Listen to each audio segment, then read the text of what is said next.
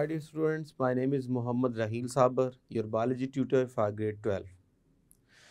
आज के इस लेक्चर में हम डिस्कस करेंगे कुछ छोटी छोटी टर्म्स, जिसमें एक टर्म हम डिस्कस करेंगे बायोस्फीयर से क्या मुराद है, इसकी प्रॉपर डेफिनेशन हम डिस्कस करेंगे, इसकी रेंज को डिस्कस करेंगे, फिर हैबिटेट से क्या मुराद है उसको डिस्कस करेंगे, निश से क्या मुराद है, उसकी एग्जाम्पल्स क्या हैं, उसमें क्या क्या चीज़ें इंक्लूड हैं।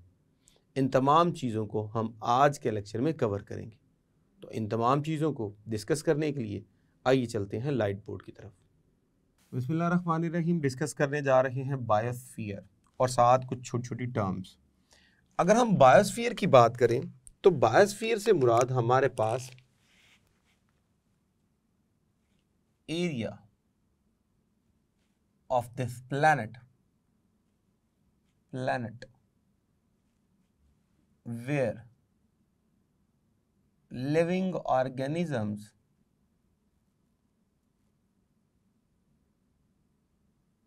are living.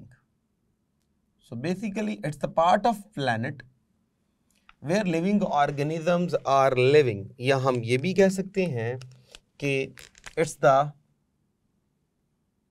part of the planet or area of the planet or area of the land which is inhabited by living organism. So वो एरिया जहाँ लिविंग ऑर्गेनिजम्स ने एक स्पेसिफिक एरिया ऑक्यूपाई किया हुआ है, और हम ये भी कह सकते हैं वेयर लाइफ इज पॉसिबल।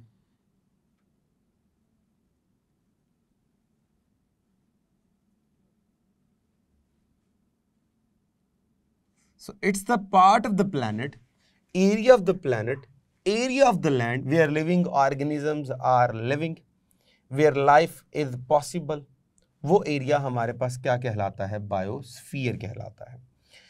तो ये बेसिकली एक स्पेसिफिक रेंज होती है जिसमें लिविंग ऑर्गेनिज्म रह रहे हैं, और उससे अगर बाहर निकल जाएं then they will not be able to survive, then they will not be able to live. मिसाल के तौर पे अगर हम इसकी रेंज निकालें तो इसकी जो रेंज हमारे पास निकलती है वो निकलती है 20 किलोमीटर। सो हमारे पास ये एक 20 किलोमीटर की रेंज है। तो ये एक 20 किलोमीटर की रेंज है हमारे पास, जिसमें जो है वो लाइफ पॉसिबल है। इसमें वो तमाम जो है वो फिजिकल फैक्टर्स अवेलेबल हैं विच आर सपोर्टिंग लाइफ। अगर हम इस रेंज से बाहर निकल जाएं तो लाइफ पॉसिबल नहीं होगी, क्योंकि वहाँ पे बेशुमार फिजिकल फैक्टर्स जो हैं वो अवेलेबल नहीं होंगे जो लाइफ को सपोर्ट करने के लिए चाहिए। इसी तरह जब हम बात करते हैं लिविंग ऑर्गेनिजम्स के रहने की, तो वहाँ हमें एक टर्म डिस्कस करना होती है which is called as habitat. Habitat. So it's basically place or location where living organisms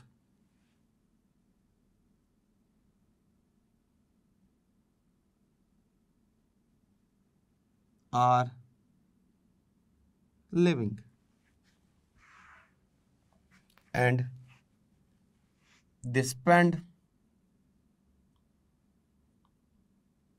most of their time.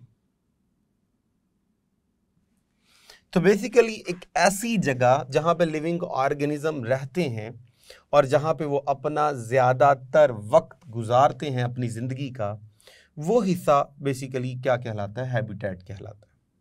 अगर हम हैबिटेट की बात करें एग्जाम्पल्स के लिहाज से, तो सपोज कीजिए अगर मैं बात करूं फिश की, सो फिश जो है वो लिव इन वाटर, तो वाटर इसका हैबिटेट होगा।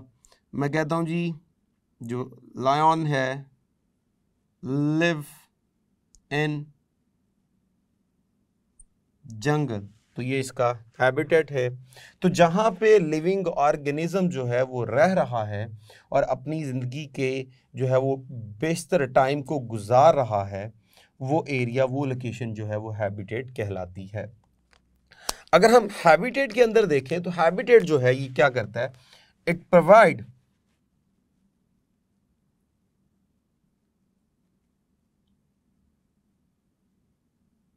Many physical and chemical factors which support life.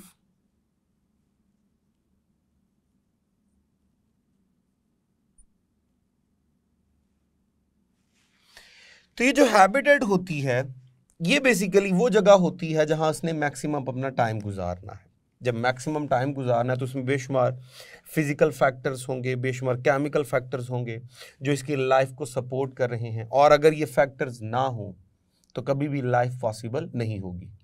और ये जो तमाम फैक्टर्स होते हैं ये एक स्पेसिफिक जो है वो रेंज के अंदर होते हैं, जो कि एक टॉलरेटेबल रेंज होती है। मिसाल के तौर पर अगर हम पानी की बात करें, लाइट की बात करें, टेम्परेचर की बात करें, और बेशुमार जो है वो physical factor will be there which are responsible and they must be in tolerable range, ताकि वहाँ पे स्पीशीज़ जो है वो अच्छे तरीके से सर्वाइव कर सके।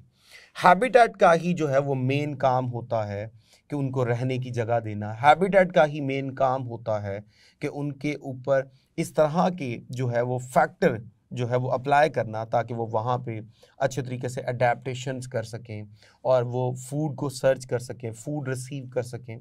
तो बेशुमार जो है वो कैरेक्टरिस्टिक्स हैबिटेट के होते हैं जो उस एनवायरनमेंट के अंदर वो उस स्पीशीज़ के ऊपर अप्लाई कर रहा होता है। इसी तरह इसी के अंदर एक बड़ी इंपॉर्टेंट टर्म है जिसे हम बोलते हैं निश। निश, अगर हम निश की बात करें तो निश हमारे पास ये टर्म इंट्रोड्यूस करवाई जोसेफ ग्रिनल ने।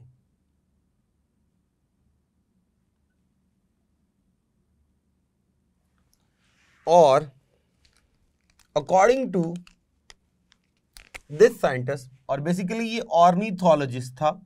ऑर्निथोलॉजिस्ट कहते हैं, ऑर्निथोलॉजिस्ट, ऑर्निथोलॉजिस्ट कहते हैं जो बर्ड्स के ऊपर स्टडी कर रहा हो, जो बर्ड्स के ऊपर स्टडी कर रहा हो। तो इसने सबसे पहले निश की टर्म को इंट्रोड्यूस करवाया। इसने कहा बेसिकली निश है क्या? सो निश है हमारे पास all those factors or features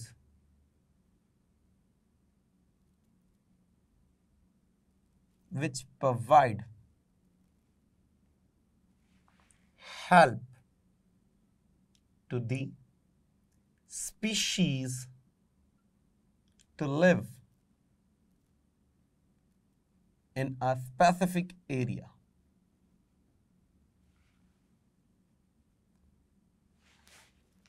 और वो जो स्पेसिफिक एरिया है, दिस वन, ये बेसिकली क्या है? लोकेशन जो है इसकी, वो बेसिकली क्या कहलाती है? हैबिटेट। सो इनके मुताबिक कि एक हैबिटेट के अंदर जब एक स्पीशीज रह रही होती है तो उसको किन किन फैक्टर्स की ज़रूरत होती है, किन किन जो है वो कैरेक्टरिस्टिक्स की ज़रूरत होती है, which provide them, which support them to live there. अब उन फैक्टर्स की अगर हम बात करें तो वो इसके हैबिटेट के ऊपर क्या कर रहे होते हैं? डिपेंड कर रहे होते हैं। सपोज कीजिए हम इसमें बात करेंगे कि हाउ दे विल इंटरैक्ट। इसमें हमें ये भी देखना होता है कि वो जो ऑर्गेनिज्म है वो किस तरह का इंटरेक्शन परफॉर्म करेंगे, वो किन तरह के या कौन कौन से फंक्शंस परफॉर्म करेंगे to live in the environment, how they will adjust themself. इसमें हम डिस्कस करते हैं how they adjust themselves,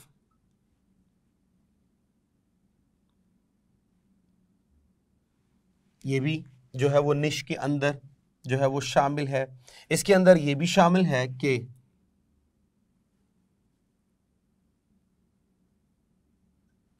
how they perform their different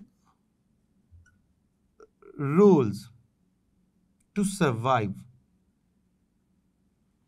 इसके अंदर ये तमाम फीचर्स भी डिस्कस होते हैं कि अगर वो रहना चाह रहे हैं अपने हैबिटेट के अंदर तो कौन कौन से उनको फंक्शंस परफॉर्म करने हैं ताकि वो अच्छे तरीके से वहाँ पे क्या कर सकें, सरवाइव कर सकें। निश के अंदर अगर हम मज़ीद देखें तो यहाँ पे बेशुमार उनके बिहेवियरल अडेप्टेशंस भी आ जाती हैं जो उनको हेल्प करती हैं ताकि वो एनवायरनमेंट में अच्छे तरीके से क्या कर सके, इंटरेक्ट कर सके। अब सपोज कीजिए मैं बात करता हूं कि if there is abundance of resources in the environment, तो उन abundance में वो क्या क्या एक्टिविटीज परफॉर्म करेंगे, उनकी बिहेवियरल अडेप्टेशंस क्या होंगी, उनका जो है उस एनवायरनमेंट में फूड लेने का जो मोड होगा वो क्या होगा, वो एनवायरनमेंट के साथ किस तरह के इंटरेक्शंस करेंगे, उनका एक दूसरे के साथ इंटरेक्शंस किस किस्म के होंगे, और अगर जो है वो शॉर्टेज है, शॉर्टेज ऑफ रिसोर्सेज,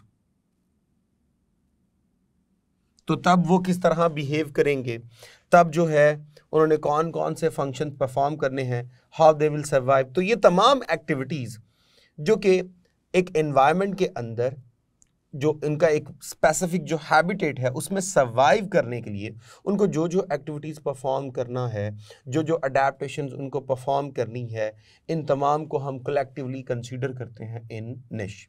उसके बाद एक साइंटिस्ट आया चार्ल्स, उसने इसको मज़ीद थोड़ा जो था वो ईजी कर दिया। अकॉर्डिंग टू चार्ल्स के मुताबिक जो है niche can be defined as, niche basically is the role of the species in the environment या इकोसिस्टम। तो इसने इसको मज़ीद आसान कर दिया और इसके मुताबिक कि एक एनवायरनमेंट के अंदर स्पीशीज का जो रोल होगा वो बेसिकली क्या कहलाता है, वो निश कहलाता है। और मोस्टली ये जो रोल होता है mostly related to obtain food. Mostly ये जो रोल होता है ये फूड लेने के लिए होता है। मिसाल के तौर पे अगर मैं बात करूं कि हमारे पास, मैं कहता हूं जी हेड लाइस,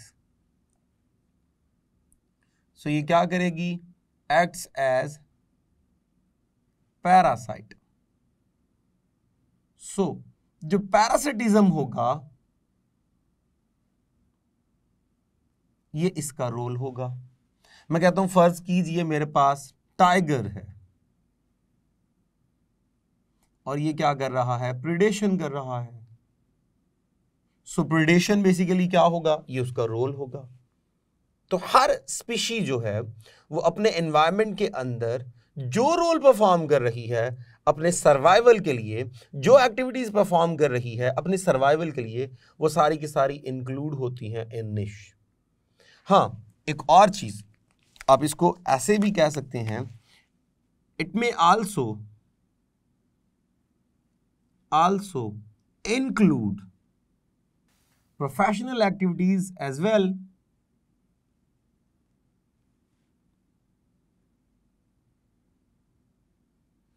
प्रोफेशनल एक्टिविटीज़ कह लीजिए, ऑक्यूपेशन कह लीजिए। मिसाल के तौर पे अगर मैं अपनी बात करूं तो मेरा इन्वायरमेंट के अंदर रोल टीचिंग है, तो ये टीचिंग जो मेरा रोल है ये मेरा निश कंसीडर होगा।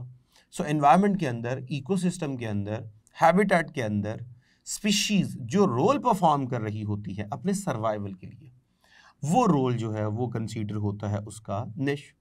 इसके साथ साथ निश also includes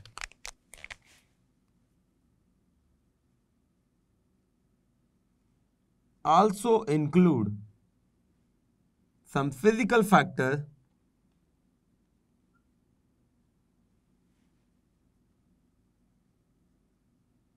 such as pH, temperature, light, water, ये तमाम चीज़ें ये भी जो हैं वो निश में इंक्लूड है, क्योंकि ये ही वो तमाम चीज़ें हैं जो लाइफ के सर्वाइवल के लिए सपोर्ट कर रही होती हैं, ये भी निश के अंदर आती हैं। तो इस तरह निश को समझना और हमारे लिए क्या हो गया, आसान हो गया। सो इस तरह अगर हम इस लेक्चर की समरी जो है वो बयान करें तो हमने इस लेक्चर के अंदर बायोस्फीयर की डेफिनेशन को डिस्कस किया, हैबिटेट की डेफिनेशन को डिस्कस किया, बायोस्फीयर की रेंज को डिस्कस किया, निश से क्या मुराद है, और निश विद रिस्पेक्ट टू जोसेफ ग्रिनल और निश विद रिस्पेक्ट टू चार्ल्स जो है वो क्या होती है। इन तमाम टर्म्स को हमने डिस्कस किया। अगर हम इस लेक्चर की इंपॉर्टेंस देखें तो वंस अगेन ये जो लेक्चर है वो ऑब्जेक्टिव पॉइंट ऑफ व्यू से बहुत इंपॉर्टेंट है। आपको बायोस्फीयर की डेफिनेशन अच्छे से याद करनी है, पूछी जा सकती है। हैबिटेट की डेफिनेशन, उसकी एग्जांपल्स, निश की डेफिनेशन, उसकी एग्जांपल्स अच्छे तरीके से आपको लर्न करनी है ताकि इसको ऑब्जेक्टिव के पॉइंट ऑफ व्यू से अच्छे तरीके से सॉल्व किया जा सके। इसमें से अगर MCQs आ जाएँ तो वो आपको अच्छे तरीके से आते हों। ये लॉन्ग क्वेश्चन नहीं बन सकता, ये छोटी छोटी टर्म्स हैं जो आपने अच्छे से याद करनी है। सो अब तक के लिए इतना ही, इजाज़त दीजिए for next lecture. Thank you very much. अल्लाह हाफिज़।